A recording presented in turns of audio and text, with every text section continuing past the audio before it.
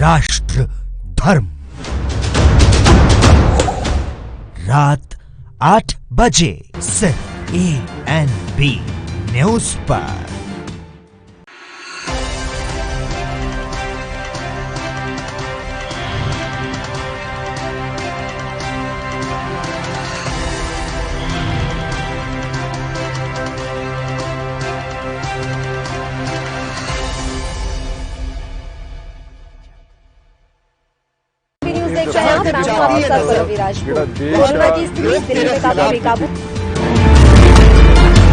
खबरनामा, खबर से असरता, शाम 5 बजे सिर्फ ANB न्यूज पर।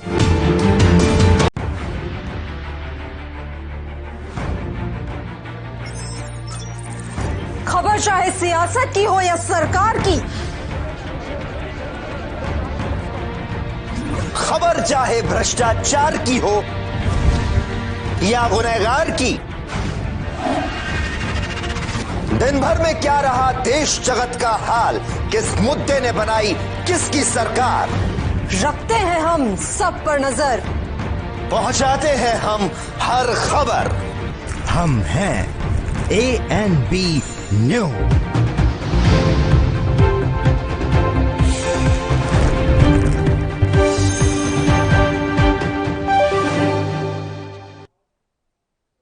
नमस्कार, ANB न्यूज देख रहे हैं आप और मैं हूं आपके साथ मुस्कान। नवनीत खुराना का क्या होगा, यह मुद्दा इसलिए क्योंकि अमरावती से लोकसभा सांसद नवनीत खुराना की जाति प्रमाण पत्र को लेकर बॉम्बे हाईकोर्ट ने अब एक बड़ा फैसला सुनाया है। इस दौरान बॉम्बे हाईकोर्ट ने इसे रद्द कर दिया है और आरोप यह भी है कि नवनीत खुराना ने जाति प्रमाण पत्र का झूठा दावा करके ये सत्ता हासिल की थी। अमरावती से वो लोकसभा सांसद हैं और इस बीच तमाम सवाल उठ रहे हैं क्योंकि लगातार वो बीजेपी के पक्ष में अपना बयान दे रही थी और ऐसे ही कई मामले हैं जिसमें नवनीत खुराना इस समय उन पर तलवार लटकते नजर आ रही है। दरअसल अमरावती से लोकसभा सांसद नवनीत खुराना के जाति प्रमाण पत्र को बॉम्बे हाई कोर्ट ने रद्द कर दिया है।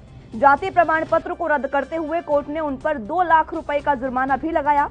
शिवसेना के पूर्व सांसद आनंदराव अडसुल ने नवनीत खुराना के खिलाफ हाई कोर्ट में याचिका दायर की थी। आनंदराव ने कोर्ट में दावा किया था कि उनका जाति प्रमाण पत्र जाली है। आपको बता दें कि अमरावती संसदीय सीट आरक्षित निर्वाचन क्षेत्र है और ये सीट एससी के लिए, एससी कोटे के लिए आरक्षित है और इसी बीच नवनीत खुराना यहां से चुनाव लड़ी थी। निर्दलीय उन्होंने चुनाव लड़ा था और जीत भी हासिल की थी। आनंदराव का आरोप था कि नवनीत खुराना जाली प्रमाण पत्र के आधार पर यहां से लोकसभा चुनाव लड़ी और उन्होंने जीत हासिल की। इस दौरान कोर्ट ने सुनवाई के समय कहा कि 6 हफ्ते के भीतर नवनीत खुराना अपने सभी प्रमाण पत्र जमा करें, लेकिन अब कोर्ट के फैसले के बाद उनकी सदस्यता जाने का खतरा भी दिखाई दे रहा है। बता दें कि नवनीत खुराना ने साल 2014 में राजनीति में एंट्री ली थी। उस दौरान उन्होंने एनसीपी के टिकट पर चुनावी मैदान में उतरी थी, लेकिन चुनाव हार गई थी। हालांकि साल 2019 में वो निर्दलीय मैदान में उतरी और चुनाव जीतकर लोकसभा पहुंची थी। नवनीत खुराना के पति रवि राणा महाराष्ट्र के विधायक हैं और अब उनकी धर्मपत्नी नवनीत खुराना पर तलवार लटक रही है। सदस्यता जाने का खतरा भी उनका बना हुआ है।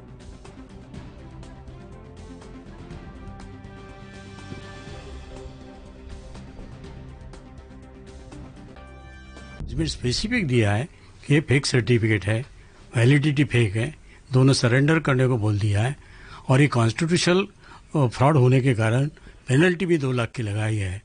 इसलिए पॉलिटिकल नहीं है, हाईकोर्ट तो पॉलिटिक्स नहीं खेलता है। इस फैसले के पॉलिटिकल परिणाम क्या होंगे? परिणाम यही होगा, आज न कल उसकी जो सांसद है वो रद्द हो जाएगी। देखो, अभी कदम तो ये उठाना है। अगर वो सुप्रीम कोर्ट में जाते हैं, सुप्रीम कोर्ट में जाएंगे। हमें तो ये लगता है कि सुप्रीम कोर्ट आज का जो निर्णय है वो हिसाब से वो एडमिट नहीं हो पाएगा। नवनीत खुराना की लोकसभा सीट अब खतरे में नजर आ रही है। क्या कुछ इस खबर के अहम मुद्दे हैं वो आपको ग्राफिक्स के जरिए बताते हैं। ग्राफिक्स के जरिए तमाम जानकारी। नवनीत खुराना का आखिर क्या होगा। बॉम्बे हाईकोर्ट ने जाति प्रमाण पत्र उनका रद्द कर दिया है। 2 लाख रुपए का जुर्माना भी नवनीत खुराना पर लगाया गया है। फर्जी कास्ट सर्टिफिकेट जमा करने को कहा है उन्होंने। जिस तरह से फर्जी कास्ट सर्टिफिकेट उन्होंने जमा किए थे। उसके बाद अमरावती सीट एससी कोटे के लिए आरक्षित है, इसके लिए उन्होंने नकली सर्टिफिकेट बनवाए थे। ये तमाम आरोप उन पर लग रहे हैं, जिसको लेकर बॉम्बे हाई कोर्ट ने जाति प्रमाण पत्र उनका रद्द कर दिया है। साथ ही 2 लाख रुपए का जुर्माना भी उन पर लगाया है। और इन सबके बीच एक बार फिर से अब नवनीत कौर राणा की लोकसभा सीट खतरे में आ गई है। इससे पहले भी वो शिवसेना के साथ जुड़ी थी, एनसीपी के साथ जुड़ी थी और चुनाव हार गई थी। लेकिन अब आरक्षित कोटे से उन्होंने, उन पर आरोप है कि फर्जी प्रमाण पत्र, अपने स्कूल के सर्टिफिकेट दिखाकर उन्होंने जाली प्रमाण पत्र बनवाया और उसके बाद ये चुनाव लड़ा जहां से वो जीती हैं। जिसके बाद फर्जी कास्ट सर्टिफिकेट को जमा करवाने के तौर पर उनको अब उनके कास्ट सर्टिफिकेट को हाईकोर्ट ने खारिज कर दिया है, रद्द कर दिया है। जिसके बाद लोकसभा सीट की जो बाजी उन्होंने जीती थी उस पर अब तलवार लटक रही है। 2 लाख रुपए का जुर्माना भी नवनीत कौर राणा पर लगाया गया है। इस खबर के नवनीत कौर राणा के मुद्दे में, मामले में क्या है मुद्दे हैं वो बता रहे हैं आपको। फर्जी कास्ट सर्टिफिकेट उनका खारिज कर दिया गया है। अमरावती सीट से एससी कोटे के लिए ये सीट आरक्षित है, जिसके बाद जहां उन्होंने जाति प्रमाण पत्र का जाली प्रमाण पत्र देकर उन्होंने ये सीट हासिल की थी, जिसे अब रद्द कर दिया गया है। शिवसेना के पूर्व मंत्री ने ये याचिका दायर की थी और इस याचिका दायर करने के बाद उनकी ये सदस्यता पर भी अब तलवार लटकती नजर आ रही है। नवनीत का जाति प्रमाण पत्र बॉम्बे हाई कोर्ट ने खारिज कर दिया है, रद्द कर दिया है। सांसद नवनीत कौर राणा पर 2 लाख रुपए का जुर्माना भी लगाया गया है। बता दें कि ये अमरावती सीट से जीतकर संसद में पहुंची थी। इससे पहले एनसीपी के साथ वो जुड़ी हुई थी। 2014 का चुनाव उन्होंने एनसीपी के साथ एनसीपी की टिकट पर लड़ा, लेकिन वो हार गई। उसके बाद 2019 में निर्दलीय विधायक के तौर पर निर्दलीय वो मैदान में उतरी और उसके बाद चुनाव जीतकर लोकसभा पहुंची थी। लेकिन अब एक बार फिर से उनकी सीट पर, उनकी संसदीय सीट पर और उनकी संसदीय क्षेत्र पर तलवार लटक रही है। खतरे की तलवार उन पर लटक रही है, क्योंकि उन पर जाली प्रमाण पत्र दिखाने, जाली प्रमाण पत्र बनाने का आरोप लगा है। और ये आरोप शिवसेना के ही पूर्व मंत्री, पूर्व सांसद आनंद राव ने लगाए हैं। आपको बता दें कि संसद में, लोकसभा सांसद जिस तरह से ये हैं, संसद में लगातार ये अपने भाषणों के जरिए चर्चा में रहती हैं और लगातार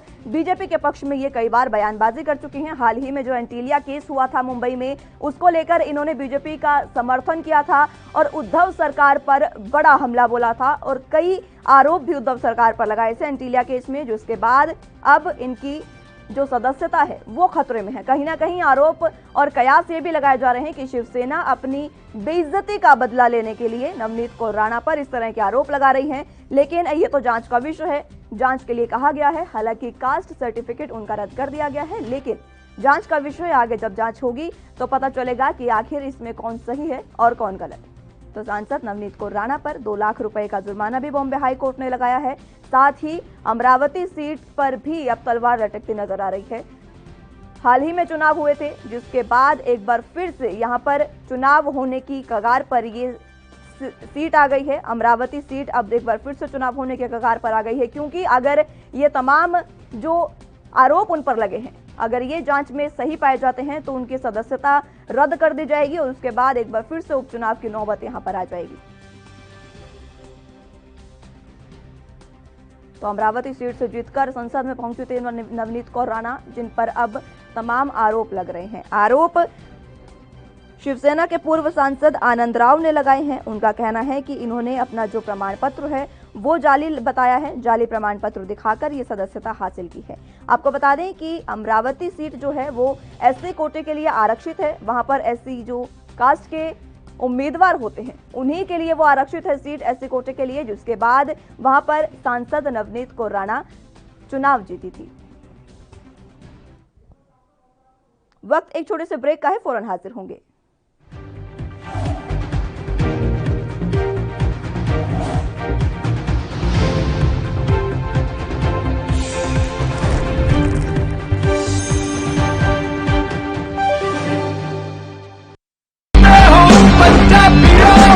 रूरल कोरोना वॉलंटियर्स कह के एक 7 ਬੰਦਿਆਂ ਦਾ ਗਰੁੱਪ ਹਰ ਪਿੰਡ ਦੇ ਵਿੱਚ ਬਣਾਇਆ ਜਾਏ ਔਰ 7 ਮੈਂਬਰ ਦਾ ਗਰੁੱਪ ਆਪਣੇ ਪਿੰਡਾਂ ਦੇ ਵਿੱਚ ਘੁੰਮੇ ਔਰ ਇਹਦੇ ਵਿੱਚ ਉਹਨਾਂ ਨੂੰ ਐਮਫਸਾਈਜ਼ ਕਰਨਾ ਚਾਹੀਦਾ ਹੈ ਟੈਸਟ ਕਰੋ ਜੈਸੇ ਮੈਂ ਤੁਹਾਨੂੰ ਦੱਸਿਆ ਜਿੱਥੇ ਫਿਰ ਅਗਰ ਕੋਈ ਪੋਜ਼ਿਟਿਵ ਨਿਕਲਿਆ ਉਹ ਕਿਹਨੂੰ ਮਿਲਿਆ ਉਹਨੂੰ ਟ੍ਰੇਸ ਕਰੋ ਕਿ ਜਾ ਕੇ ਦੇਖੋ ਕਿ ਕਿਹਨੂੰ ਮਿਲਿਆ ਉਹਨੂੰ ਵੀ ਟੈਸਟ ਕਰੋ ਔਰ ਫਿਰ ਜਿਹੜੇ ਕੋਵਿਡ ਪੋਜ਼ਿਟਿਵ ਨੇ ट्रीट करो 3 T's 3 T's test, trace and treat.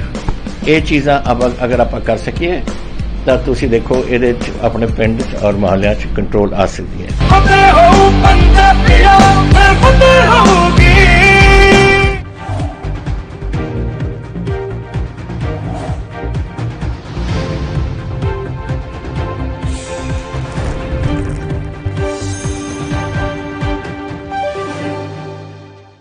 Break के बाद एक बार फिर से स्वागत है आप सभी का। सवाल बड़ा है कि नवनीत राणा का आखिर क्या होगा, क्योंकि जिस तरह के आरोप उन पर लग रहे हैं वो आपको ग्राफिक्स के जरिए बता रहे हैं। बॉम्बे हाईकोर्ट ने उनका जाति प्रमाण पत्र रद्द कर दिया है। ये प्रमाण पत्र रद्द करने के साथ साथ 2 लाख रुपए का जुर्माना भी नवनीत कौर राणा पर लगाया गया है।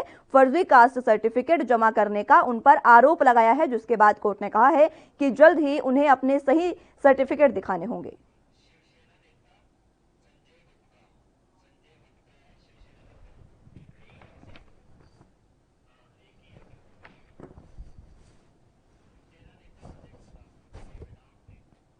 चलिए, इस मुद्दे पर आज हमारे साथ चर्चा करने के लिए संजय जी शिवसेना नेता हैं, ये जुड़ गए हैं हमारे साथ। बहुत स्वागत है सर आपका एनबी न्यूज पर। सबसे पहले सर, जिस तरह से नवनीत कौर राणा का सर्टिफिकेट इस बार रद्द कर दिया गया है, आप ही की सीट से पहले वो चुनाव लड़ी थी, आप ही की टिकट पर, लेकिन हार गई थी। उसके बाद वो लोकसभा सांसद बनी है और अब उन पर इस तरह के आरोप लगाए जा रहे हैं। क्या कुछ कहेंगे इस मुद्दे पर? देखिए, आरोप लगाना एक अलग बात होती है और उसमें सत्यता होना ये एक अलग बात होती है। ये जो 2 लाख रुपए का जुर्माना लगाया गया है, ये हाई कोर्ट ने लगाया है। और हाई कोर्ट, ऐसा नहीं है कि हाई कोर्ट के अंदर कोई भी केस जाएगा और हाई कोर्ट उसको बिना देखे, बिना जांचे, बिना परखे उस पर कोई फैसला सुना देंगे। हाई कोर्ट ने सारी चीजों को, तथ्यों को देखते हुए ही इस बात को पाया है कि नवनीत कौर राणा ने जो सर्टिफिकेट दिया जाति प्रमाण पत्र का, वो फर्जी है, इसलिए उनके ऊपर 2 लाख रुपए का जुर्माना भी लगाया है। तो अगर कोई फर्जी प्रमाण पत्र देकर के इतनी बड़ी लोकसभा सीट पर, हमारे देश की संविधान की सबसे बड़ी सीट होती है, इस तरह से जाली प्रमाण पत्र देंगे तो ऐसे व्यक्ति को तो सजा होनी चाहिए। तो अब सिर्फ 2 लाख रुपए का जुर्माना, मैं तो समझता हूँ शायद इससे ज्यादा सजा होनी चाहिए ऐसे व्यक्ति को। ये देश के साथ, संविधान के साथ मजाक है। 1.5 साल उन्हें हो गया है संसद में आए को, उसके बाद 1.5 साल बाद इस तरह के आरोप आपके द्वारा लगाए जा रहे हैं। क्या पहले आपको नहीं पता था? नहीं, ये तो पहले ही हाई कोर्ट में केस दायर कर दिया गया था, लेकिन हाई कोर्ट के अंदर प्रोसीडिंग होते हुए टाइम लग जाता है। हाई कोर्ट में एकदम से तो फैसले नहीं होते। ये केस कोई आज थोड़ी किया, ये तो पहले ही कर दिया था। इन्होंने अपना जाति प्रमाण पत्र जो है वो फर्जी दिया है, तो केस तो पहले से दे रखा है उनके खिलाफ। ये कोई आज थोड़ी दिया है, तो उस पर फैसला आया है जिसमें हाई कोर्ट ने जो आरोप लगाए गए उसको सत्य पाया गया है। तो इसलिए इससे सत्य है, तभी हाई कोर्ट ने उसके ऊपर एक्शन लिया है और फाइन किया है। ठीक है, देखिए, आप ही के पूर्व सांसद थे जिन्होंने ये आरोप लगाए और उसके बाद इस पर कार्रवाई भी हुई है, तो आगे आप अब क्या चाहते हैं इस पर कार्रवाई? देखिए, एक तो अरविंद सावंत जी वाली बात भी आपने शायद मेरे को अभी आप चर्चा कर रहे थे कि जिस तरह से अरविंद सावंत के ऊपर भी उन्होंने आरोप लगाया था, तो मैं आपसे एक बात ये कहना चाहता हूँ कि लोकसभा के अंदर तो चप्पे चप्पे पर कैमरे लगे होते हैं। अगर कोई व्यक्ति किसी को धमकी देगा लोकसभा के गलियारों में, तो वो कैमरे में कैद हो जाती है वो चीजें। तो आरोप लगा देने से एक बात नहीं बनती, लेकिन किसी भी कैमरे के अंदर इस तरह की कोई बात नहीं आएगी जहाँ पर अरविंद सावंत जी उन्हें धमकी देते हुए दिखाई दी हो। तो वो ये तो अपने को हाईलाइट करके रखना और प्रसिद्धि में शामिल रहना, इस तरह के हथकंडों को अपनाने वाले लोग जो होते हैं वो इस तरह के ही होते हैं। मतलब आपके अंदर योग्यता तो है नहीं, आप अपनी प्रसिद्धि से अगर चुनाव जीत करके आ गए हैं तो आपको जनता के लिए काम करना चाहिए। इस तरह के अंदर आरोप लगाने चाहिए। एक लोकसभा सांसद जो इतने पुराने लोकसभा सांसद हैं, जिनको इतना एक्सपीरियंस है, 2 बार मंत्री भी रहे हैं, आप उनके ऊपर इस तरह से आरोप लगाए। ठीक है संजय जी, हमारे साथ देवेंद्र प्रमुख नेता बीजेपी से भी जुड़ गए हैं लाइव। बहुत स्वागत है सर आपके एनबी न्यूज पर। सर, जिस तरह के अब आपने ये मामला सुना ही होगा नवनीत कौर राणा का, जिस तरह से उन पर आरोप लग रहे हैं, शिवसेना नेता है संजय गुप्ता से, इनसे भी हमने बात की है और ये कह रहे हैं कि ये आरोप कहीं ना कहीं सच भी है, क्योंकि हाईकोर्ट ने जब इस तरह का फैसला सुना दिया है तो ये आरोप सही होंगे, उन्होंने तमाम तहकीकात करके किया होगा। तो आपका इस मुद्दे पर क्या कुछ कहना है? मुस्कान जी, जब ये हाई कोर्ट तक मामला जा लिया तो माननीय हाई कोर्ट ने जो डिसीजन दिया है उसमें चैलेंज क्या हो सकता है, और हम समझते हैं कि इसमें अगर ये इस तरीके की घटना है तो बड़ी, और इस पर संज्ञान होना चाहिए। जिसके साथ भी हो रहा है गलत हुआ है, जिस तरीके से छुपाना नहीं चाहिए, ताकि जिम्मेदार व्यक्ति है, इसमें कोई वो नहीं है कि आप सांसद चुने गए हैं, माननीय सांसद कोई छोटी चीज नहीं होती। आप भारत के सबसे बड़े पंचायत लोकतंत्र तरीके से उसमें बैठने की आपको जिम्मेदारी दी है जनता ने, उनका ट्रस्ट विश्वास आपको तोड़ना नहीं चाहिए। तो इसी वजह से आप अगर लगता है कि गलत हुआ है तो निश्चित इस्तीफा दे दें, क्या दिक्कत है इसमें, लोकतंत्र है। जी अब आप ये चाह रहे हैं कि उनको अब इस्तीफा दे देना चाहिए?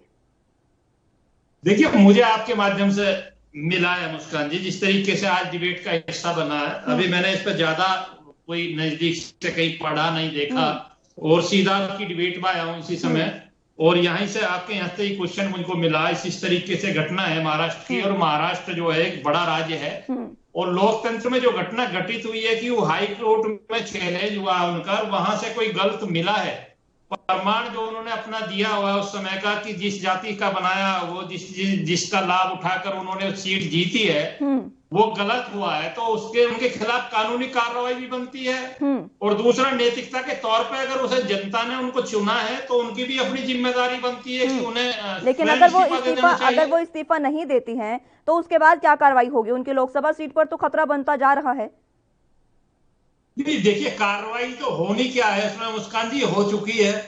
जब माननीय कोर्ट के संज्ञान में जा चुका मामला, और कोर्ट में अगर ये तथ्य साबित हो गए, जिस भी व्यक्ति ने इस पर रिट डाला है और उन्होंने तथ्य उसमें पेश किया है, और तथ्य के बाद कोर्ट का ये आपने जो भी देखा है डिसीजन आया है, जिस तरीके से संज्ञान लिया कोर्ट ने, तो कोई उसमें सत्यता तभी तो लिया है, तो उन्हें मानना चाहिए। ठीक है, मेरे हिसाब से तो बिल्कुल मानना चाहिए। ठीक है, संजय गुप्ता से हमारे साथ जुड़े हुए हैं, शिवसेना नेता है। सर, मैं आपसे एक बात जानना चाहूंगी, कयास यहाँ पर ये लगाए जा रहे हैं और आरोप भी लग रहे हैं तमाम कि जिस तरह से जब 2014 के चुनाव में वो आपकी टिकट से चुनाव लड़ी थी तब वो हार गई थी, उसके बाद उन्होंने निर्दलीय लड़ा, तो क्या आप, और उसके बाद एंटीलिया केस हुआ जब, तो उन्होंने आप पर तमाम आरोप लगाए, उद्धव सरकार पर बहुत आरोप लगाए थे और बीजेपी का समर्थन किया था, क्या आप अपनी बेइज्जती का बदला ले रहे हैं इसमें? कि आप इस तरह की शब्द को यूज ना करें। नेतागिरी के अंदर, पॉलिटिक्स के अंदर बहुत बार कोई भी नेता किसी भी नेता पर किसी भी तरह के आरोप लगाते हैं। ये काम है नेताओं को आरोप लगाना और उसके ऊपर कुछ जांच की बात करना। नेता अपना काम करते हैं, लेकिन इससे कोई ऐसा थोड़ी है कि अगर बाय चांस नवनीत कौर राणा ने अगर मान लीजिए शिवसेना सरकार पर या पार्टी पर या सरकार पर किसी भी तरह का आरोप लगाया, प्रत्यारोप लगाया, तो राजनीति का हिस्सा है, इसमें बेइज्जती और इज्जत वाली बात नहीं है। किसी भी बात को लहजे में कहना चाहिए। वैसे तो मैं एक बात कहना चाहूंगा, किसी बात को लहजे में कहना चाहिए, लेकिन फिर भी अगर कोई किसी की भी तरह की शैली है तो उसमें कहता रहे, लेकिन किसी से कहने से। आपने कहा कि तमाम नेता आरोप प्रत्यारोप करते रहते हैं, इसमें बेइज्जती वाली कोई बात नहीं है, लेकिन अगर देखा जाए कंगना रनौत का केस के अगर मैं जिक्र करूं तो वहां पर आपने देखा था कि कंगना ने जब आप पर तमाम बातें कही थी, आपने किस तरह की कार्रवाई उन पर की थी, ये सबने देखा था। फिलहाल इसका जवाब मैं आपसे लूंगी, लेकिन वक्त एक छोटे से ब्रेक का है, फौरन हाजिर होंगे।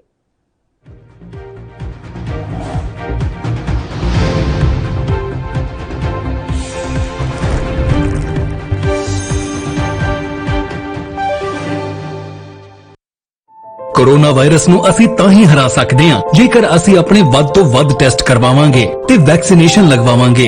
जैसे ਤੁਹਾਨੂੰ ਕੋਈ ਥੋੜੀ ਬਿਮਾਰੀ ਵੀ ਲੱਗੇ, ਤੁਹਾਨੂੰ ਲੱਗੇ ਕਿ ਮੈਨੂੰ ਮੇਰੀ ਛਾਤੀ 'ਚ ਦਰਦ ਹੈ ਜਾਂ ਮੈਨੂੰ ਖਾਂਸੀ ਹੋ ਗਈ ਜਾਂ ਮੈਨੂੰ ਜ਼ੁਕਾਮ ਹੋ ਗਿਆ ਜਾਂ ਮੇਰਾ ਬਦਨ ਦਰਦ ਹੈ, ਤੁਸੀਂ ਵੇਟ ਨਾ ਕਰੋ, ਟੈਸਟ ਕਰਾਓ। ਪੰਜਾਬ ਸਰਕਾਰ ਵੱਲੋਂ ਕੋਰੋਨਾ ਵਾਇਰਸ ਨਾਲ ਨਜਿੱਠਣ ਲਈ ਪੰਜਾਬ ਦੇ ਪਿੰਡਾਂ ਵਿੱਚ ਵੈਕਸੀਨੇਸ਼ਨ ਡਰਾਈਵ ਚਲਾਈ ਗਈ ਹੈ ਤਾਂ ਜੋ 18 ਸਾਲ ਤੋਂ ਉੱਪਰ ਦੇ ਸਾਰੇ ਲੋਕ ਜਲਦ ਤੋਂ ਜਲਦ ਆਪਣੀ ਵੈਕਸੀਨੇਸ਼ਨ ਕਰਵਾ ਸਕਣ।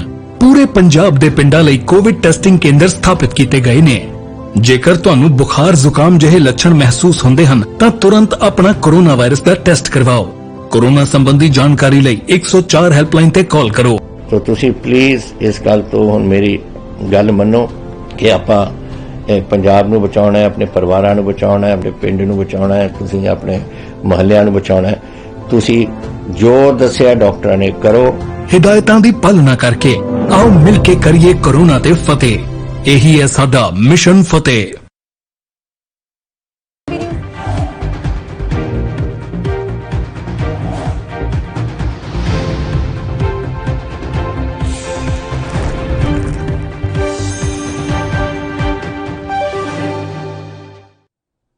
ब्रेक ब्रेक के बाद एक बार फिर से आपका स्वागत है। नवनीत कौर राणा का क्या होगा, ये मुद्दा आज हमने उठाया।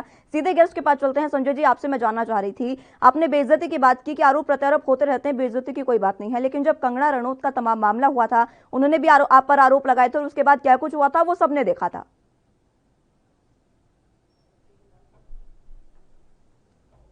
उसके बयान कोई बीजेपी ने, हालांकि उनके बयान को समर्थन तो नहीं किया था, वैसे समर्थन करते रहे।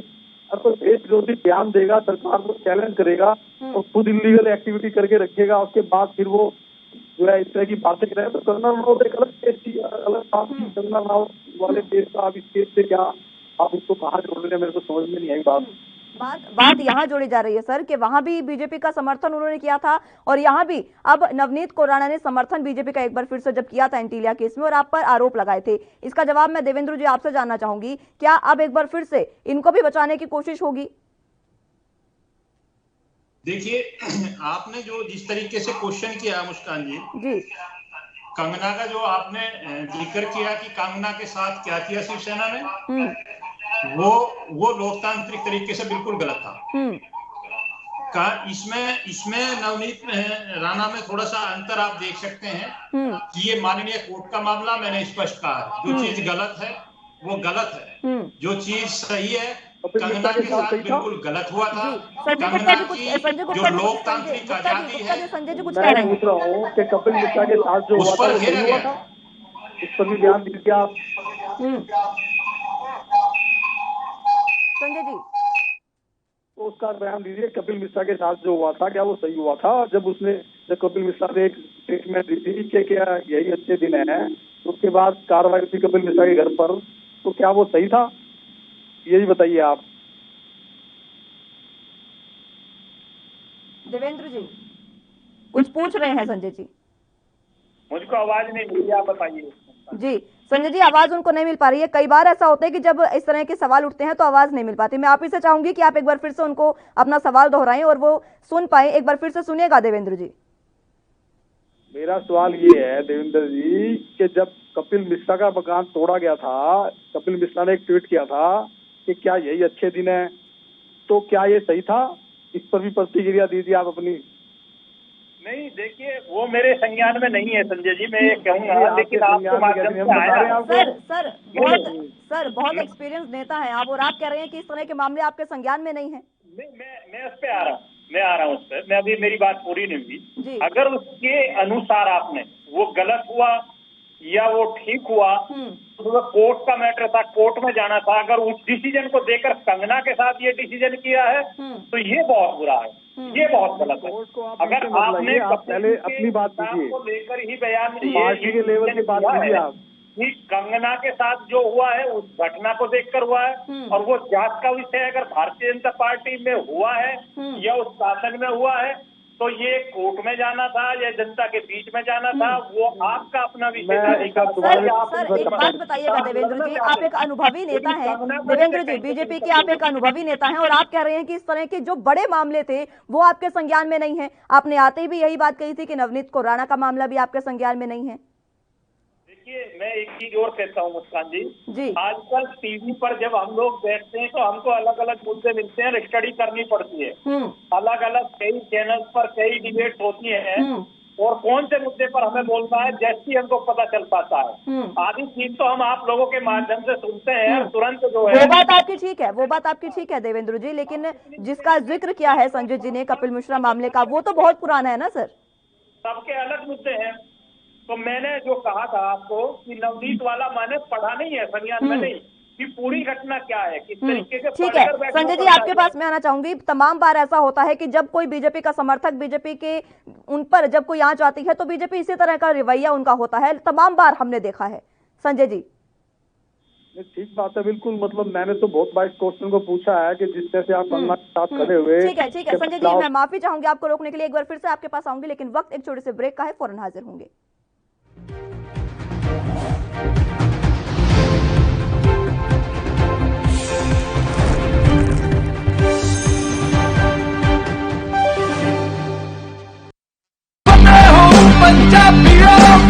वैक्सीन जरूर कराउणी है तुसीं, थोड़ी एंटीबॉडीज ਵਧਾਉਣੇ ਨੇ, ਜਦੋਂ ਤੁਹਾਡੇ ਐਂਟੀਬਾਡੀਜ਼ ਵਧਣਗੇ, ਉਹ ਐਂਟੀਬਾਡੀਜ਼ ਨੇ ਜਿਹੜੀ ਕਰੋਨਾ ਦੇ ਨਾਲ ਜੰਗ ਲੜ ਸਕਦੀ ਹੈ ਤੁਹਾਡੇ ਬਾਡੀਜ਼ ਦੇ ਵਿੱਚ।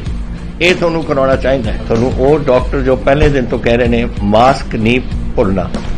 ਅਗਰ ਕਿਸੇ ਨੂੰ ਕੋਵਿਡ ਹੋ ਵੀ ਚੁੱਕਿਆ, ਉਹਨੂੰ ਵੀ ਦੇਖੋ ਕਿ ਮਾਸਕ ਪਹਿਨੇ, ਕਿਉਂਕਿ ਸਟ੍ਰੇਨਸ ਬਦਲਦੇ। ਇਹ ਜਿਹੜੇ ਸਟ੍ਰੇਨ ਨੇ ਨਾ ਕਰੋਨਾ ਦੇ, ਇਹਨਾਂ ਦੀ ਮਿਊਟੈਂਟਸ ਬਣ ਜਾਂਦੇ ਨੇ।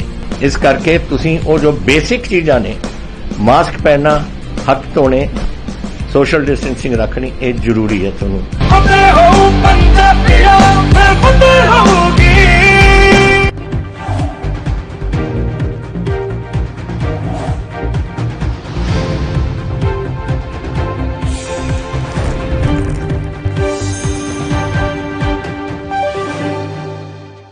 ब्रेक के बाद एक बार फिर से स्वागत है आप सभी का। सीधा रूप गेस्ट कर लेते हैं। संजय जी, मैं आपके पास एक बार फिर से आना चाहूंगी। मैं आपसे जानना चाह रही थी, जिस तरह से आपने तमाम बातें सुनी है देवेंद्र जी की, तमाम बार ऐसा होता है जब भी किसी बीजेपी समर्थक पर इस तरह के सवाल उठते हैं, आरोप लगते हैं, तब बीजेपी का यही रवैया होता है। या तो उन्हें चीजों का पता नहीं होता, या फिर कई बार ऐसा होता है कि चीजों का पता होता है लेकिन वो उस पर कुछ बोलना नहीं चाहते। बिल्कुल, देखिए अब बात यह है कि जैसे जिस तरह से कंगना के केस के अंदर ये जिस तरह से सामने आया, इन्होंने कहा कि महिलाओं के सम्मान में बीजेपी मैदान में, तो मेरी समझ में ये नहीं आया कि जब कपिल मिश्रा का घर तोड़ा गया था, तब पुरुषों के सम्मान में बीजेपी मैदान में क्यों नहीं आई? क्या मतलब महिलाओं का सम्मान ही सम्मान है, पुरुषों का सम्मान सम्मान नहीं है? तो ठीक है, राजनीति का हिस्सा है। उस टाइम इन्हें ऐसा लगता था कि ये सही हो रहा है।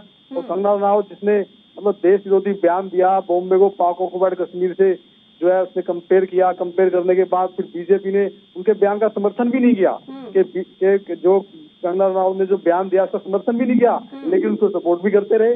और सपोर्ट करके देवेंद्र जी आरोप लग रहे हैं अब आप पर, क्या कुछ कहेंगे इन पर? ये एक चीज और मैं क्लियर करना चाहूंगा मुस्कान जी, आपने कहा कि बीजेपी के नेता बचते हैं। जितना स्पष्ट मैं बोल रहा हूँ सांसद नवनीत राणा जी की बात पर, शायद इसमें कोई कसर नहीं रहा। और जो संजय जी बोल रहे थे वो उसी से समर्थित भी हो गया।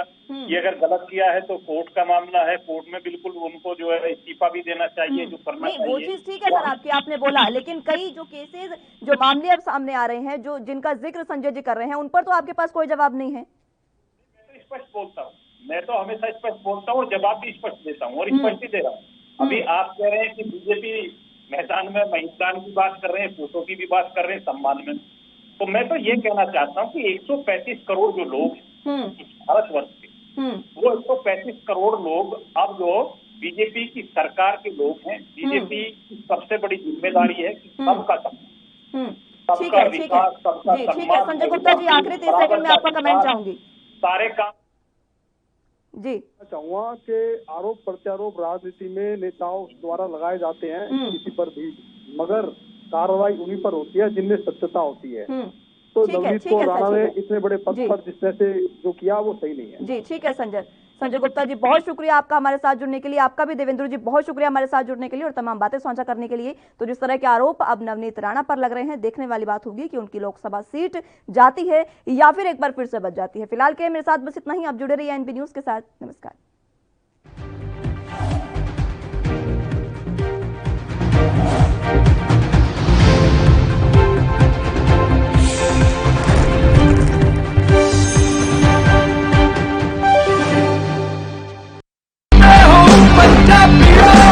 रूरल कोरोना वॉलंटियर्स कह के एक 7 ਬੰਦਿਆਂ ਦਾ ਗਰੁੱਪ ਹਰ ਪਿੰਡ ਦੇ ਵਿੱਚ ਬਣਾਇਆ ਜਾਏ ਔਰ 7 ਮੈਂਬਰ ਦਾ ਗਰੁੱਪ ਆਪਣੇ ਪਿੰਡਾਂ ਦੇ ਵਿੱਚ ਘੁੰਮੇ ਔਰ ਇਹਦੇ ਵਿੱਚ ਉਹਨਾਂ ਨੂੰ ਐਮਫਸਾਈਜ਼ ਕਰਨਾ ਚਾਹੀਦਾ ਹੈ, ਟੈਸਟ ਕਰੋ ਜੈਸੇ ਮੈਂ ਤੁਹਾਨੂੰ ਦੱਸਿਆ। ਜਿੱਥੇ ਫਿਰ ਅਗਰ ਕੋਈ ਪੋਜ਼ਿਟਿਵ ਨਿਕਲਿਆ ਉਹ ਕਿਹਨੂੰ ਮਿਲਿਆ ਉਹਨੂੰ ਟ੍ਰੇਸ ਕਰੋ ਕਿ ਜਾ ਕੇ ਦੇਖੋ ਕਿ ਕਿਹਨੂੰ ਮਿਲਿਆ ਉਹਨੂੰ ਵੀ ਟੈਸਟ ਕਰੋ ਔਰ ਫਿਰ ਜਿਹੜੇ ਕੋਵਿਡ ਪੋਜ਼ਿਟਿਵ ਨੇ ट्रीट करो। 3 T's test trace and treat. ये चीज़ां अब अगर आप कर सकिए तो तुसी देखो ये अपने पिंड और मोहल्ले कंट्रोल आ सकती है।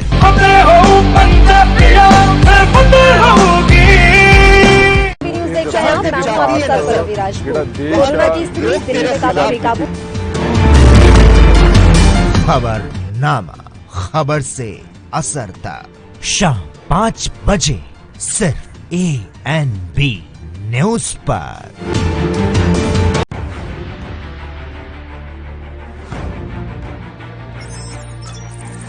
खबर चाहे सियासत की हो या सरकार की, खबर चाहे भ्रष्टाचार की हो या गुनहगार की, दिन भर में क्या रहा देश जगत का हाल, किस मुद्दे ने बनाई किसकी सरकार, रखते हैं हम सब पर नजर, पहुंचाते हैं हम हर खबर। हम हैं ANB न्यूज।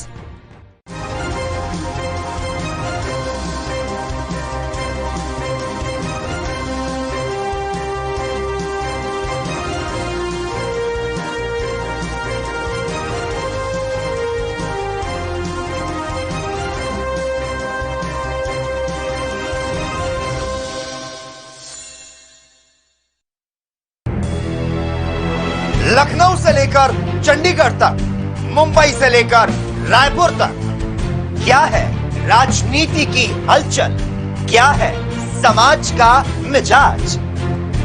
राजधानी लाइव, हमारी नजर, आपका फैसला, हर रोज सुबह 8 बजे सिर्फ ANB न्यूज पर।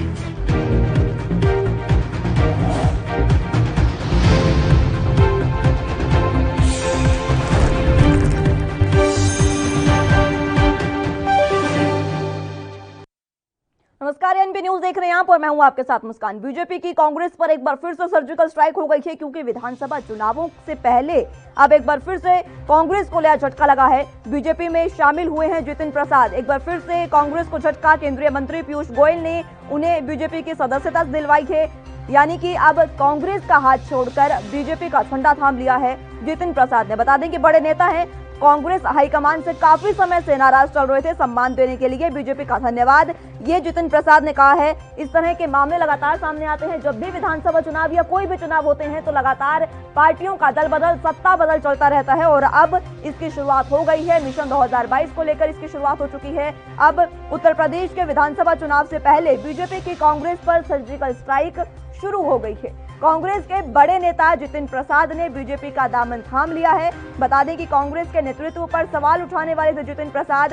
कांग्रेस के जो 23 नेताओं ने पत्र लिखा था और सुझाव दिए थे नेतृत्व में बदलाव के और ज्यादा सजीव नेतृत्व को बनाने का जो पत्र लिखा था, उसमें शामिल थे जितिन प्रसाद। और यूपी में इसको लेकर कुछ नेताओं ने विरोध भी किया था और इसी विरोध के बाद अब जितिन प्रसाद बीजेपी में शामिल हो गए हैं। बड़ा झटका कांग्रेस को लगा है। पहले ज्योतिरादित्य सिंधिया के बाद अब कांग्रेस के सांसद राहुल गांधी को यह बड़ा झटका लगा है और कांग्रेस की पूरी पार्टी को यहां पर बड़ा झटका है, क्योंकि जितिन प्रसाद कांग्रेस के ब्राह्मणों के हक में आवाज उठा रहे थे और कांग्रेस का सबसे बड़ा ब्राह्मण चेहरा जितिन प्रसाद थे। ब्राह्मण चेतना संवाद से भी कांग्रेस ने किनारा किया था और ये तमाम आरोप थे जिसकी वजह से, तमाम मामलों की वजह से लगातार कांग्रेस से नाराज चल रहे थे। कांग्रेस हाईकमान से नाराज चल रहे थे जितिन प्रसाद और अब उन्होंने कांग्रेस का हाथ छोड़ दिया है और बीजेपी में शामिल हो गए हैं। और उन्होंने कहा है कि सम्मान देने के लिए बीजेपी का बहुत बहुत धन्यवाद, आभार भी जितिन प्रसाद ने जताया है। बता दें कि जितिन प्रसाद से पहले उनके पिता भी कांग्रेस के बहुत करीबी रहे थे। राजीव गांधी के वो सलाहकार भी रह चुके थे, प्रमुख सलाहकार के रूप में उन्होंने काम किया था उनके पिता जो थे। और अब जितिन प्रसाद ने कांग्रेस का दामन छोड़कर बीजेपी का हाथ थाम लिया है। वक्त एक छोटे से ब्रेक का है, फौरन हाजिर होंगे।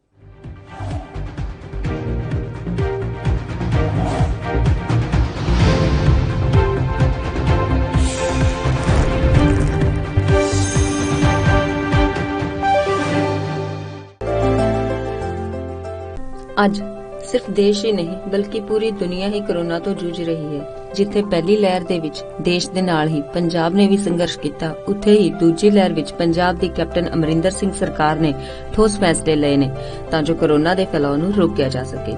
ਇਨ੍ਹਾਂ ਸਭ ਤੋਂ ਇਲਾਵਾ ਜੇ ਅਸੀਂ ਗੱਲ ਕਰੀਏ ਜ਼ਿਲ੍ਹਿਆਂ ਦੀ ਤਾਂ ਸਰਹੱਦੀ ਜ਼ਿਲ੍ਹਾ ਗੁਰਦਾਸਪੁਰ ਉਹਨਾਂ ਜ਼ਿਲ੍ਹਿਆਂ ਦੇ ਵਿੱਚ ਸ਼ਾਮਿਲ ਹੈ ਜਿੱਥੇ ਸਿਹਤ ਸੇਵਾਵਾਂ ਨੇ ਆਪਣਾ ਲੋਹਾ ਮਨਵਾਇਆ ਹੈ ਅਤੇ ਇਸ ਦਾ ਨਤੀਜਾ ਇਹ ਹੈ ਜਦੋਂ ਦੇਸ਼ ਦੇ ਹੋਰਨਾਂ ਜ਼ਿਲ੍ਹਿਆਂ ਵਿੱਚ ਕੋਰੋਨਾ ਦੇ ਕੇਸ ਵਧ ਰਹੇ ਸਨ ਤਾਂ ਦੂਜੇ ਪਾਸੇ ਗੁਰਦਾਸਪੁਰ 'ਚ ਕੋਰੋਨਾ ਦਾ ਗ੍ਰਾਫ ਲਗਾਤਾਰ ਡਿੱਗ ਰਿਹਾ ਸੀ।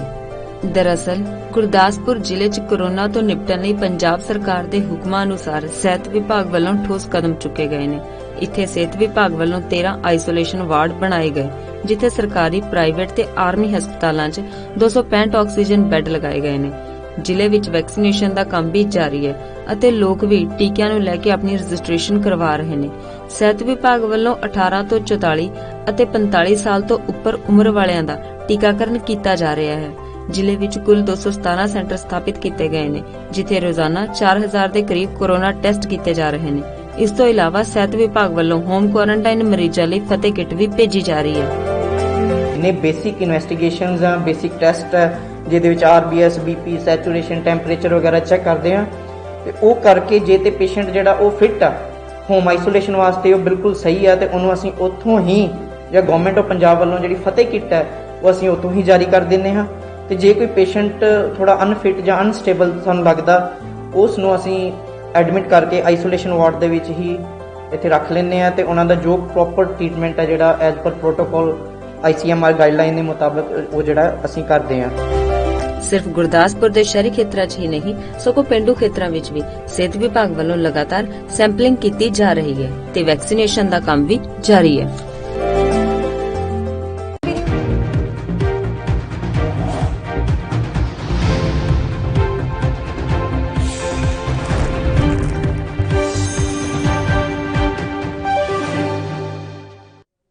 ब्रेक के बाद एक बार फिर से आप सभी का स्वागत है। बीजेपी की कांग्रेस पर सर्जिकल स्ट्राइक के मुद्दा इसलिए क्योंकि कांग्रेस के बड़े नेता और पूर्व मंत्री ने अब बीजेपी का दामन थाम लिया है। आपको बता रहे हैं कि बीजेपी में शामिल हो चुके हैं जितिन प्रसाद। तस्वीरें भी आपको दिखा रहे हैं कि केंद्रीय मंत्री पीयूष गोयल ने उन्हें सदस्यता दिलवाई है। सीधी तस्वीरें भी आपको दिखा रहे हैं। जितिन प्रसाद यहां पर मौजूद हैं, केंद्रीय मंत्री पीयूष गोयल, और उससे पहले उन्होंने इनसे मुलाकात भी की थी। इनके घर भी वो गए थे। कांग्रेस हाईकमान से काफी लंबे समय से नाराज चल रहे थे जितिन प्रसाद, और अब उन्होंने बीजेपी का हाथ थामा है और सम्मान देने के लिए बीजेपी का धन्यवाद भी किया है।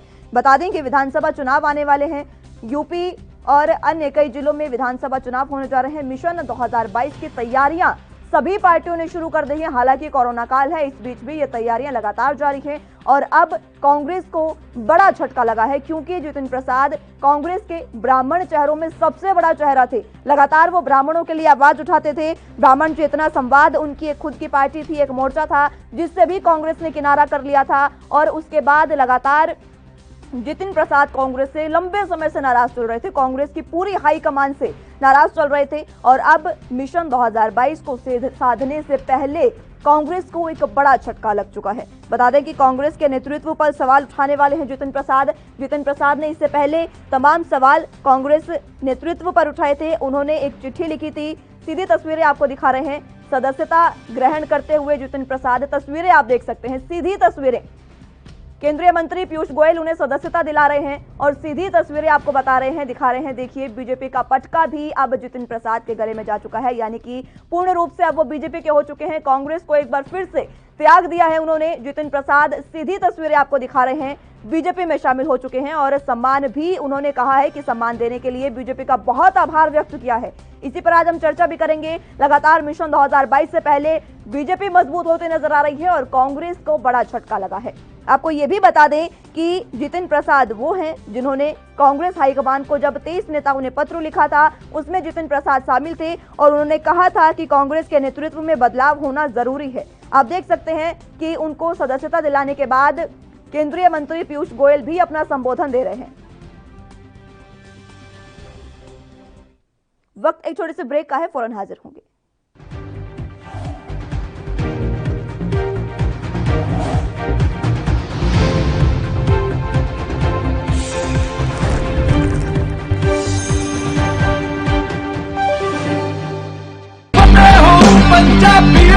ਫਤਿਹ ਕਿੱਟ ਦਿੱਤੇ ਨੇ ਕਿ ਤੁਹਾਨੂੰ ਕਿਤੇ ਜਾਣ ਦੀ ਲੋੜ ਨਹੀਂ। ਅਗਰ ਤੁਸੀਂ ਪੋਜ਼ਿਟਿਵ ਹੋ, ਸਟੇਜ 1 ਦੇ ਵਿੱਚ ਹੋ, ਲੈਵਲ 1 ਦੇ ਵਿੱਚ ਹੋ, ਆਪਣੇ ਘਰ ਜਾਓ, ਫਤਿਹ ਕਿੱਟ ਤੁਹਾਨੂੰ ਮਿਲ ਜੂਗਾ। ਬਿਮਾਰੀ ਦਾ ਕੀ ਦਵਾਈ ਲੈਣੀ ਹੈ, कैसे ਲੈਣੀ ਹੈ, ਸਾਰਾ ਕਾਗਜ਼ ਵਿੱਚ ਹੈ। ਕੋਈ ਬੰਦਾ ਆਊਗਾ ਜਿਹੜਾ ਤੁਹਾਨੂੰ ਦੇਊਗਾ ਔਰ ਉਹ ਸਮਝਾਊਗਾ ਵੀ ਤੁਹਾਨੂੰ, ਉਹ ਤੁਸੀਂ ਲਓ।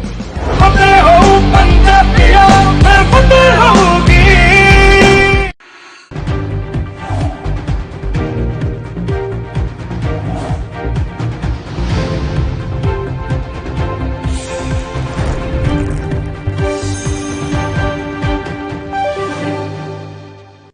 ब्रेक के बाद फिर से आप सभी का स्वागत है। बीजेपी की कांग्रेस पर सर्जिकल स्ट्राइक, इसमें हमारे साथ तमाम पैनल मौजूद हैं, उनसे आपको मुखातिब करा देते हैं। तमाम पैनल हमारे साथ मौजूद हैं। बीजेपी से हमारे साथ अश्विनी शाही जुड़ चुके हैं और कांग्रेस का पक्ष रखने के लिए विनोद जी हमारे साथ डिबेट में जुड़ चुके हैं पैनल में। आप दोनों का बहुत स्वागत है सर।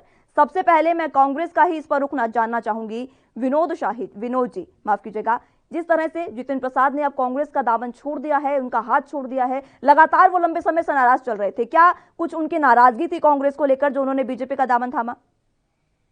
देखिए, चुनाव करीब है और जितिन प्रसाद जी हमारे पूर्व सहयोगी रहे हैं, हमारी शुभकामनाएं नई इनिंग के लिए, लेकिन वहां पर उनको निराशा ही हाथ लगे। ज्योतिरादित्य सिंधिया जी बड़ी बड़ी बातें करके गए थे, आज शाही जी बताएं ज्योतिरादित्य सिंधिया जी को कितना सम्मान वहां दिया जा रहा है, क्या पोर्टफोलियो दिया गया। एक चीज तो ये धर्म युद्ध है, धर्म युद्ध होने के पहले अवसरवादी लोग अपने लाभ के लिए इधर उधर होते हैं, लेकिन उसका कोई बहुत ज्यादा फर्क पार्टी पर और पार्टी विचारधारा के मानने वालों पर नहीं पड़ता है। ठीक है, जो अवसरवादी लोग हैं वो जाएंगे। जी ठीक है, अश्विनी जी आपके पास आना चाहूंगी। तमाम आरोप विनोद जी लगा रहे हैं कि वो बीजेपी में शामिल हो गए हैं, लेकिन वहां भी उन्हें निराशा मिलेगी। किस तरह से आप उन्हें खुश करेंगे सर? जी की पार्टी का एक जो है उनके जो नगीना अंगूठी में जो नगीना था उसमें से एक नगीना और निकल के गया। विनोद जी इस समय कुछ कह नहीं सकते हैं, क्योंकि भारतीय जनता पार्टी ऑब्वियसली खुश होगी और कांग्रेस जो है थोड़ा सा नाराज होगी। अभी मैं इनके प्रदेश अध्यक्ष को सुन रहा था, वो भी चिखम चिल्ली मचा रहे थे कि वो समय उनको माफ नहीं करेगा।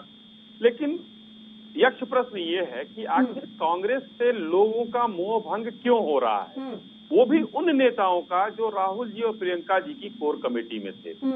इस कोर कमेटी में रहने के साथ ज्योतिरादित्य सिंधिया जी, अभी विनोद जी कह रहे हैं कि उनकी क्या स्थिति है। स्थितियां देखिए, भारतीय जनता पार्टी में जो शामिल होता है वो शामिल होता है, शर्तों के साथ शामिल नहीं होता है। आज जितिन प्रसाद जी ने कहा है कि हम 3 पीढ़ियों का इतिहास कांग्रेस का रहा है और भारत में संस्थागत लोकतांत्रिक पार्टी सिर्फ और सिर्फ कांग्रेस पार्टी है, भारतीय जनता पार्टी है। कांग्रेस को इसलिए मैंने छोड़ा, वहाँ संस्थागत नाम की कोई चीज नहीं है। ठीक है, ये अभी उन्होंने कहा है। जी ठीक है, आप दोनों के स्टार्टिंग कमेंट हो चुके हैं। अब आप एक दूसरे से क्रॉस क्वेश्चन भी कर सकते हैं, लेकिन आप दोनों के सवाल मैं सुनूंगी, जवाब भी उस पर लेंगे, लेकिन वक्त इससे पहले एक छोटे से ब्रेक का है, फौरन हाजिर होंगे।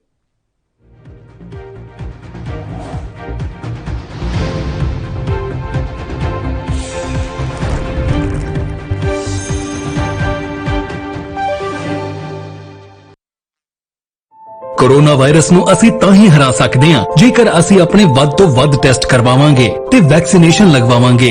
जैसे ਤੁਹਾਨੂੰ ਕੋਈ ਥੋੜੀ ਬਿਮਾਰੀ ਵੀ ਲੱਗੇ, ਤੁਹਾਨੂੰ ਲੱਗੇ ਕਿ ਮੈਨੂੰ ਮੇਰੀ ਛਾਤੀ 'ਚ ਦਰਦ ਹੈ ਜਾਂ ਮੈਨੂੰ ਖਾਂਸੀ ਹੋ ਗਈ ਜਾਂ ਮੈਨੂੰ ਜ਼ੁਕਾਮ ਹੋ ਗਿਆ ਜਾਂ ਮੇਰਾ ਬਦਨ 'ਚ ਦਰਦ ਹੈ, ਤੁਸੀਂ ਵੇਟ ਨਾ ਕਰੋ, ਟੈਸਟ ਕਰਾਓ। ਪੰਜਾਬ ਸਰਕਾਰ ਵੱਲੋਂ ਕੋਰੋਨਾ ਵਾਇਰਸ ਨਾਲ ਨਜਿੱਠਣ ਲਈ ਪੰਜਾਬ ਦੇ ਪਿੰਡਾਂ ਵਿੱਚ ਵੈਕਸੀਨੇਸ਼ਨ ਡਰਾਈਵ ਚਲਾਈ ਗਈ ਹੈ ਤਾਂ ਜੋ 18 ਸਾਲ ਤੋਂ ਉੱਪਰ ਦੇ ਸਾਰੇ ਲੋਕ ਜਲਦ ਤੋਂ ਜਲਦ ਆਪਣੀ ਵੈਕਸੀਨੇਸ਼ਨ ਕਰਵਾ ਸਕਣ। पूरे पंजाब ਦੇ ਪਿੰਡਾਂ ਲਈ ਕੋਵਿਡ ਟੈਸਟਿੰਗ ਕੇਂਦਰ ਸਥਾਪਿਤ ਕੀਤੇ ਗਏ ਨੇ। ਜੇਕਰ ਤੁਹਾਨੂੰ ਬੁਖਾਰ ਜ਼ੁਕਾਮ ਜਿਹੇ ਲੱਛਣ ਮਹਿਸੂਸ ਹੁੰਦੇ ਹਨ ਤਾਂ ਤੁਰੰਤ ਆਪਣਾ ਕੋਰੋਨਾ ਵਾਇਰਸ ਦਾ ਟੈਸਟ ਕਰਵਾਓ। ਕੋਰੋਨਾ ਸੰਬੰਧੀ ਜਾਣਕਾਰੀ ਲਈ 104 ਹੈਲਪਲਾਈਨ ਤੇ ਕਾਲ ਕਰੋ। तो ਤੁਸੀਂ ਪਲੀਜ਼ ਇਸ ਗੱਲ ਤੋਂ ਹੁਣ ਮੇਰੀ ਗੱਲ ਮੰਨੋ ਕਿ ਆਪਾਂ ਪੰਜਾਬ ਨੂੰ ਬਚਾਉਣਾ ਹੈ, ਆਪਣੇ ਪਰਿਵਾਰਾਂ ਨੂੰ ਬਚਾਉਣਾ ਹੈ, ਆਪਣੇ ਪਿੰਡ ਨੂੰ ਬਚਾਉਣਾ ਹੈ, ਤੁਸੀਂ ਆਪਣੇ ਮੁਹੱਲਿਆਂ ਨੂੰ ਬਚਾਉਣਾ ਹੈ। ਤੁਸੀਂ ਜੋ ਦੱਸਿਆ ਡਾਕਟਰਾਂ ਨੇ ਕਰੋ। हिदायतां दी पालना करके आओ मिल के करिए कोरोना ते फतेह। यही है साडा मिशन फतेह।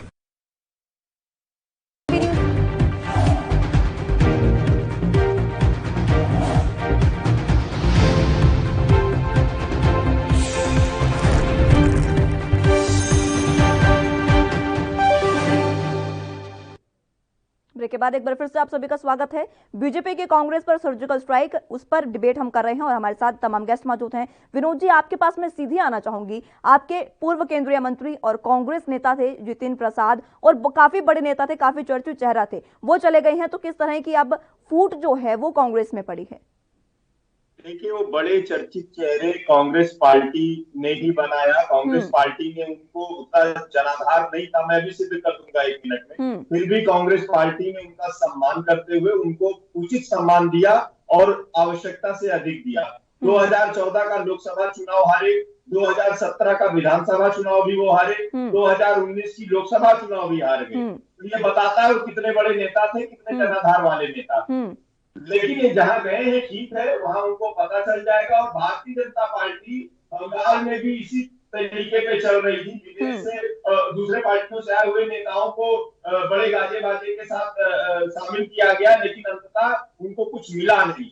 उत्तर प्रदेश की जनता दल बदलुओं से सावधान रहती है। ठीक है विनोद जी, और इनको करारा जवाब देने का काम ठीक है। आपकी बातों से और आपके बयानों से पता चल रहा है कि जितिन प्रसाद के जाने से कितना दुख आपको है और कांग्रेस को है।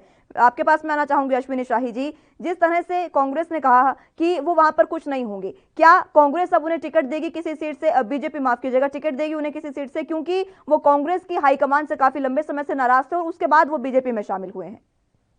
देखिए, इसमें थोड़ा सा आपको समझना होगा कि ये जितिन प्रसाद जी, मैंने जैसे पहले भी कहा कि 3 पीढ़ियों से कांग्रेस के थे, कांग्रेस के वफादार लोगों में थे, जो इंदिरा गांधी जी के समय से ये लोग इनके साथ जुड़े हुए थे। जितेंद्र प्रसाद जी का कुछ कहना नहीं था कि कैसे थे। आज इन लोगों ने कांग्रेस की नीतियों के विरोध में एक G23 बना था, जो गुलाम नबी आजाद जी थे, ये उसके मेंबर थे। उसके बाद इनकी उपेक्षा वहां से शुरू हो गई थी। और अभी हमारे भाई विनोद जी ने कहा कि ये चुनाव हार गए थे, ये कितने बड़े नेता थे। तो चुनाव तो प्रभु राहुल गांधी जी भी हार गए अमेठी से, वो कितने बड़े नेता हैं। या भी देखिए, चुनाव हारना पैमाना जन नेता का नहीं होता है, वो भी हारे थे। और क्या बने, इसका जवाब मैं देना चाहता हूं कि माधवराव सिंधिया जी के मरने के बाद कांग्रेस में आस्था जो है इनकी ज्योतिरादित्य सिंधिया जी की नहीं रही उस तरीके से। लेकिन कोर कमेटी के आपके सदस्य रहे, बाद में वो यहाँ आए, उनको राज्यसभा भेजा गया। आसाम में देखिए, मुस्कान जी, आसाम में देखिए, आज हमारे मुख्यमंत्री कांग्रेस से ही आए थे। तो जो जैसा नेता है, जो जैसा जिस तरह का नेता है, उसको सम्मान भारतीय जनता पार्टी देती है। और ये सम्मान उस दिन पूरा होगा जब हमारे स्टार प्रचारक राहुल गांधी जी हमारे पार्टी में शामिल हो जाएंगे, तो ज्यादा बेहतर है। राहुल गांधी जी शामिल होंगे या नहीं वो तो अलग बात है, लेकिन बीजेपी उन्हें शामिल कराना चाहेगी या नहीं वो भी अलग बात है, क्योंकि जिस तरह की खामियां उनमें देखी जा रही हैं, आरोप लगातार बीजेपी लगा रही है कि उनमें ये खामियां है, वो खामियां है, लगता नहीं है सर कि बीजेपी उनको शामिल कराएगी। आपके पास मैं आना चाहूंगी विनोद जी, जिस तरह से गए हैं जितिन प्रसाद, आपने जो तमाम बातें कही ना सर, उनसे साफ जाहिर है कि कांग्रेस को कहीं ना कहीं झटका तो बड़ा लगा है। अब आप ये बताइए कि आप किस तरह से मिशन 2022 को साधेंगे, क्योंकि ब्राह्मण नेता थे, वो काफी बड़ा चेहरा थे। हालांकि आपने कहा कि आपने उनको बड़ा चेहरा बनाया, लेकिन उन्होंने भी आपको कई सुझाव दिए थे कांग्रेस नेतृत्व को बेहतर बनाने के। देखिए, भावनात्मक तौर पर आप कहिए तो हम मान सकते हैं झटका लगा, आहत हुए हम, क्योंकि ऐसी आशा नहीं थी। जब पार्टी ने लगातार आपकी पराजय के बाद भी आपको संगठन में उचित सम्मान दिया, शीर्ष नेतृत्व के साथ आप कुछ भी संवाद करने में सक्षम थे, उसमें आप दूसरे दलों के प्रलोभन में, व्यक्तिगत हित में अगर ऐसी हरकत करते हैं तो भावनात्मक तौर पर आहत होता है, लेकिन व्यवहारिक तौर पर कोई आहत नहीं है। अच्छा ही हुआ, ऐसे लोग जो पार्टी में सकारात्मक कोई प्रोग्रेस नहीं कर पा रहे थे, अपनी सीट तक बताने में लगातार नाकाम हो रहे थे, वो चले गए, ठीक है। लेकिन सवाल ये बनता है, मैं शाही जी से पूछूंगा, ये भारतीय जनता पार्टी में जितिन जी सेट कैसे होंगे? आपको मालूम है, ब्राह्मण चेतना मंच बना के उन्होंने ब्राह्मणों पर उत्तर प्रदेश में जो जुर्म और जाति हो रही है, ये उनका अपना पक्ष था। इस आवाज को लगातार उन्होंने बुलंद करने का काम किया, स्वर देने का काम किया। तो अब कौन से विचार से वो यहाँ पर सेट होंगे, एडजस्ट होंगे? भारतीय जनता पार्टी कैसे चलेगी? हमें तो लगता है। ठीक है, अश्विनी शाही जी, कैसे जितिन प्रसाद से एडजस्ट होंगे बीजेपी में, जिस तरह के आरोप तमाम लगाए जा रहे हैं विनोद जी द्वारा? मुस्कान जी, जितिन प्रसाद जी किसी दूसरे दल में रहे, जो भी रहा, उन्होंने ब्राह्मण चेतना मंच बनाया। उनके नजरिए से अगर कोई प्रदेश में या भारतीय जनता पार्टी के अंदर कुछ उनको लगा था, तो देखिए, हर व्यक्ति, हर नेता अपना जनाधार बढ़ाने की कोशिश करता है और सब जगह जो है अपने लोगों को समेटता है। उस समय उनकी नजर में वो रहा होगा, लेकिन आज उन चीजों पर उनको ये लगा होगा कि नहीं, ये दल सही है और मेरा सवाल गलत है। इस वजह से उनकी आस्था जो है आज भारतीय जनता पार्टी की तरफ आई और भारतीय जनता पार्टी ने उनको जो है बाहें फैलाकर उनका स्वागत किया, क्योंकि कांग्रेस ने उनकी इतनी उपेक्षा की थी कि ऐसे बढ़िया नेता, ऐसे नौजवान नेता, जिनको मैंने अभी कहा कि उनकी अंगूठी के नगीना ये लोग हुआ करते थे, वो बिखर कर बाहर निकल गया। अब जो है कितनी बदसूरत जो है राहुल जी की कमेटी और प्रियंका जी की कमेटी लग रही है, जो उत्तर प्रदेश जीतने के मंसूबा लेकर आज उल जलूल चीजें। राहुल जी तो खैर यहाँ से केरल निकल लिए, कोई बात नहीं है, बची प्रियंका जी यहाँ। अब प्रियंका जी के जो मंसूबे कैसे ध्वस्त होते हैं, ये इन नेताओं के द्वारा यहाँ पर आने वाले दिनों में बताया जाएगा, क्योंकि इन लोगों ने भारतीय जनता पार्टी में आस्था व्यक्त की तो काम भी करेंगे। एडजस्टमेंट की बार बार बात आप कर रही हैं, चाहे विनोद जी कर रहे हैं, मैं ये कह रहा हूं कि कोई शर्तों पर भारतीय जनता पार्टी में नहीं आता है, उनके कामों के आधार पर उनको। देखिए अश्विनी शाही जी, आपको भी पता है और सबको पता है कि हाईकमान से, कांग्रेस हाईकमान से और कांग्रेस के नेतृत्व से वो नाराज थे, इस वजह से वो आए हैं और कहीं ना कहीं उन्हें जीत वहां पर नहीं मिल पा रही थी। और स्वयं का हित हर कोई सोचता है सर, कुछ ना कुछ सोचकर वो आए होंगे बीजेपी में कि कहीं ना कहीं से उनको भी सीट मिलेगी, उन्हें भी। देखिए कोई भी अगर ऐसे तो शामिल नहीं होगा कि हम बीजेपी में जा रहे हैं, कोई बात नहीं, हम सीधा सदस्य बन जाते हैं, कोई ना कोई तो आशा उनकी भी होगी सर। आशा उनकी, किसी अगर राजनेता, अगर हम कोई परीक्षा देने जा रहे हैं मुस्कान जी, और ये हम सोच के जाएं कि हम फेल हो जाएं, कोई मैच खेलने जाएं हम सोच के जाएं कि हम जीतेंगे नहीं, ऐसा नहीं होता। ये हमारे मंसूबे हैं, हमारी इच्छाएं हैं। लेकिन मेरे कहने का जो तात्पर्य था कि वो कि भारतीय जनता पार्टी किसी भी नेता को शर्तों पर नहीं लेती है, ये मेरा कहना था। हाँ, उनके कामों को देखकर, सर शर्तों पर नहीं लेती है, लेकिन सवाल तो यही उठ रहा है ना, सवाल यही है कि जो आशा वो लेकर आए हैं, उन्हें उनकी आशा को आप किस तरह से पूरा करेंगे। ठीक है, मैं एक बार फिर से आऊंगी आपके पास। संजय जी, आपके पास मैं आना चाहूंगी। देखिए, आपने अभी जन चेतना मंच का आपने जिक्र किया, ब्राह्मण चेतना मंच जो उन्होंने बनाया था, कांग्रेस ने किनारा तो उससे भी किया था सर। आप अगर बीजेपी पर आरोप लगा रहे हैं कि वो कैसे उसमें एडजस्ट होंगे, कांग्रेस से किनारा तो कांग्रेस ने भी किया था उनके मंच से। नहीं, देखिए, सवाल उनके विचार का है, जो सवाल उन्होंने उठाए। उन्होंने उत्तर प्रदेश में जो कानून व्यवस्था है, जो उनके समझ से ऐसी घटनाएं हो रही जो नहीं होनी चाहिए, तो ये सरकार से सवाल पूछा था। और पार्टी में जब तक थे तो पार्टी तो उनके साथ ही थी। हमारे पार्टी कहाँ थी सर उनके साथ? फिर आपने क्यों किनारा किया उनके मंच से सर?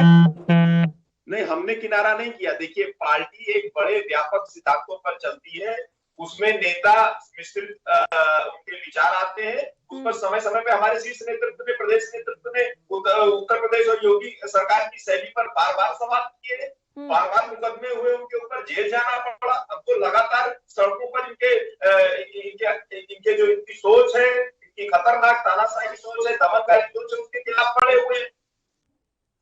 इसीलिए कांग्रेस पार्टी से ये भयभीत है। भयभीत नहीं थे सर, वो नाराज थे आपसे, वो नाराज थे क्योंकि उन्होंने पत्र भी लिखकर ये साफ जाहिर कर दिया था। देखिए, भयभीत की बात तो आप मत ही कीजिए सर। कांग्रेस ने उन्होंने, सर सुनिए, कांग्रेस ने जो जिस तरह से उन्होंने कांग्रेस को पत्र लिखा था और कहा था कि अब नेतृत्व को बढ़ाना चाहिए और सजीव करना चाहिए, तो आपने उनके किसी भी सुझाव को नहीं माना था सर। उसके बाद अब वो छोड़ रहे हैं तो आप इस तरह के आरोप लगा रहे हैं, इस तरह की बातें कर रहे हैं। मैं आपसे पूछता हूँ, जितिन जी तो शीर्ष नेतृत्व के लगातार संपर्क में थे, उन्होंने अपने विचार से, अपनी भूमिका से किस प्रकार पार्टी के विस्तार करने में एक सहयोगी की भूमिका निभाई, आप बताइए। अगर वो निभाते तो अपनी विधानसभा लोकसभा तो संभाल सकते थे कि नहीं? ये मीडिया का बनाया हुआ बेवजह का कोई एक गुब्बारा है, उबाल है, खत्म हो जाएगा, इसका कोई जनाधार नहीं। जी भारतीय जनता पार्टी में एक चुनाव हारने के बाद पता चल जाएगा, वो कोई नहीं पूछेगा उनको।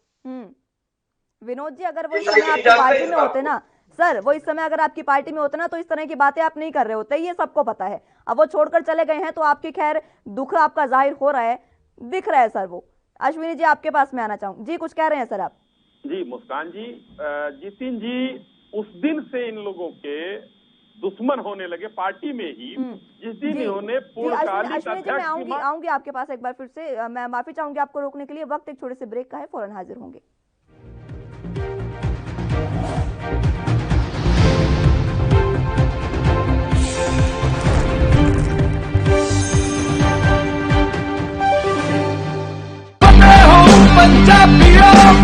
वैक्सीन जरूर करवानी है, तुसीं थोड़ी एंटीबॉडीज ਵਧਾਉਣੇ ਨੇ। ਜਦੋਂ ਤੁਹਾਡੇ ਐਂਟੀਬਾਡੀਜ਼ ਵਧਣਗੇ, ਉਹ ਐਂਟੀਬਾਡੀਜ਼ ਨੇ ਜਿਹੜੀ ਕਰੋਨਾ ਦੇ ਨਾਲ ਜੰਗ ਲੜ ਸਕਦੀ ਹੈ ਤੁਹਾਡੇ ਬਾਡੀਜ਼ ਦੇ ਵਿੱਚ। ਇਹ ਤੁਹਾਨੂੰ ਕਰਾਉਣਾ ਚਾਹੀਦਾ ਹੈ। ਤੁਹਾਨੂੰ ਉਹ ਡਾਕਟਰ ਜੋ ਪਹਿਲੇ ਦਿਨ ਤੋਂ ਕਹਿ ਰਹੇ ਨੇ ਮਾਸਕ ਨਹੀਂ ਭੁੱਲਣਾ।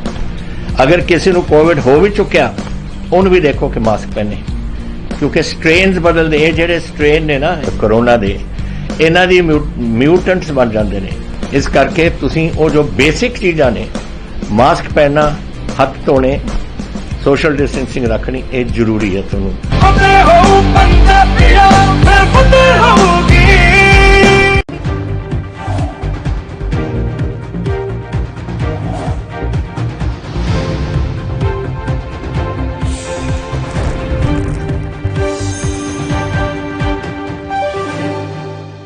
ब्रेक के बाद एक बार फिर से स्वागत है आप सभी का। सीधे गेस्ट की ओर रुख कर लेते हैं। अश्विनी जी, आप कुछ कह रहे थे विनोद जी की बातों पर। मैं ये कह रहा था कि जितिन प्रसाद जी एक कांग्रेस के बड़े नेता थे।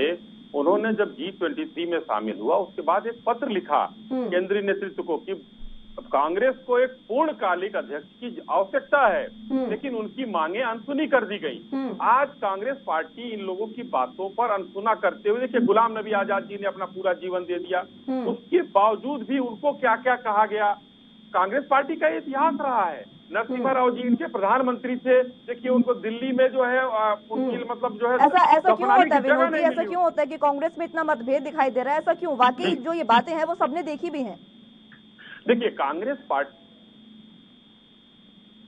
ये सवाल मेरे से आडवाणी जी के साथ क्यों होता है ये बताएं। मुस्कान जी सवाल मेरे से है। दूसरी बात मुस्कान जी जी जी, मैं विनोद जी के पास एक बार जा रही हूँ। अश्विनी जी, मैं एक बार उनसे जवाब ले लूँ आपकी बातों का। अच्छा मुस्कान जी, सवाल ये है कि जो अभी विवाद उत्तर प्रदेश भाजपा में मुख्यमंत्री जी और प्रधानमंत्री और अमित शाह जी के बीच में जो लगातार खबरों के द्वारा पता चला है, विनोद जी थोड़ा जल्दी प्लीज अपनी बात खत्म करिएगा, समय की थोड़ी कमी है। ऐसा तो नहीं कि मुख्यमंत्री जी के विकल्प के रूप में बड़ा नेता शाही जी बता ही रहे हैं, जितिन प्रसाद जी मुख्यमंत्री तो नहीं बनने जा रहे। हमारी तो शुभकामना है मुख्यमंत्री बन जाए। अगर वो इतने ही बड़े नेता है, उत्तर प्रदेश में उससे बड़ा कोई नेता आपको नहीं दिखता है, तो आपको मुख्यमंत्री बना दीजिए, प्रधानमंत्री जी की भी सहमति हो जाएगी। ठीक है विनोद जी, ठीक है। अश्विनी जी आपके पास मैं आना चाहूंगी, मात्र 30 सेकंड में सर अपनी बात खत्म करेगा, आखिरी कमेंट। जी मैं कह रहा हूं कि भारतीय जनता पार्टी एक लोकतांत्रिक पार्टी है, कोई प्राइवेट लिमिटेड कंपनी नहीं है जिसको कुछ होगा बना दे। उनकी अगर योजनाएं देखी जाएंगी, उनके काम को देखा जाएगा। अभी माननीय योगी आदित्यनाथ जी बहुत बेहतर काम कर रहे हैं उत्तर प्रदेश में, और अभी हमारा मुख्यमंत्री कोई बदलने का कोई विचार नहीं है। लेकिन जितेंद्र प्रसाद जी एक अच्छे बड़े नेता हैं, उनको सरकार हाईकमान कहाँ पर वो कर एडजस्ट करता है, ये उनका काम है। मैं ये कहना चाहूंगा वो आए हैं, आपने साफ कर दिया है कि मिशन 2022 अगर साधेगी बीजेपी तो सीएम योगी के चेहरे पर ही साधेगी। बहुत शुक्रिया विनोद जी आपका भी, और अश्विनी जी आपका भी हमारे साथ जुड़ने के लिए बहुत शुक्रिया, तमाम बातें साझा करने के लिए। फिलहाल बीजेपी की कांग्रेस पर जो सर्जिकल स्ट्राइक है उसमें देखना होगा कि जितिन प्रसाद के बीजेपी में जाने से कांग्रेस को कितना बड़ा झटका लगता है और मिशन 2022 किस तरह से कांग्रेस साधेगी। फिलहाल के लिए मेरे साथ बस इतना ही। अब जुड़े रहिए एनबी न्यूज के साथ। नमस्कार।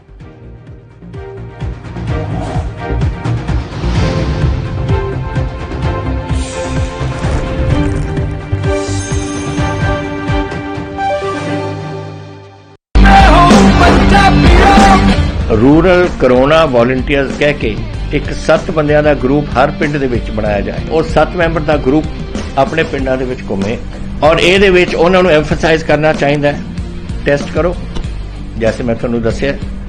ਜਿੱਥੇ ਫਿਰ ਅਗਰ ਕੋਈ ਪੋਜ਼ਿਟਿਵ ਨਿਕਲਿਆ ਉਹ ਕਿਹਨੂੰ ਮਿਲਿਆ ਉਹਨੂੰ ਟ੍ਰੇਸ ਕਰੋ, ਕਿ ਜਾ ਕੇ ਦੇਖੋ ਕਿ ਕਿਹਨੂੰ ਮਿਲਿਆ ਉਹਨੂੰ ਵੀ ਟੈਸਟ ਕਰੋ, ਔਰ ਫਿਰ ਜਿਹੜੇ ਕੋਵਿਡ ਪੋਜ਼ਿਟਿਵ ਨੇ ट्रीट करो। 3 T's test, trace and treat. ये चीज़ां अगर आप कर सकिए तो तुसी देखो ये अपने पिंड और मोहल्ले कंट्रोल आ सकती है।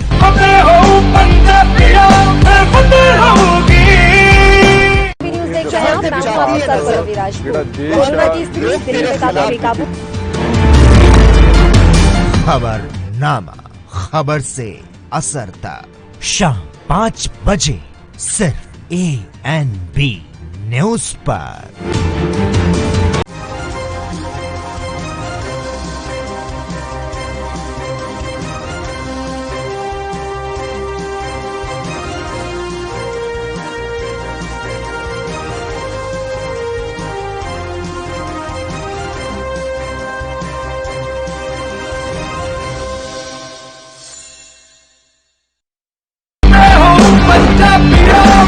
रूरल कोरोना वॉलंटियर्स कह के एक 7 ਬੰਦਿਆਂ ਦਾ ਗਰੁੱਪ ਹਰ ਪਿੰਡ ਦੇ ਵਿੱਚ ਬਣਾਇਆ ਜਾਏ। ਉਹ 7 ਮੈਂਬਰ ਦਾ ਗਰੁੱਪ ਆਪਣੇ ਪਿੰਡਾਂ ਦੇ ਵਿੱਚ ਘੁੰਮੇ ਔਰ ਇਹਦੇ ਵਿੱਚ ਉਹਨਾਂ ਨੂੰ ਐਮਫਸਾਈਜ਼ ਕਰਨਾ ਚਾਹੀਦਾ ਹੈ, ਟੈਸਟ ਕਰੋ जैसे मैं तुहानू दस्सिया, जिथे फिर अगर कोई पॉजिटिव निकलिया वो किहनू मिलिया उन्होंने ट्रेस करो कि जाके देखो कि किहनू मिलिया उन्होंने भी टेस्ट करो, और फिर जेड़े कोविड पॉजिटिव ने ट्रीट करो। 3 T's test, trace and treat.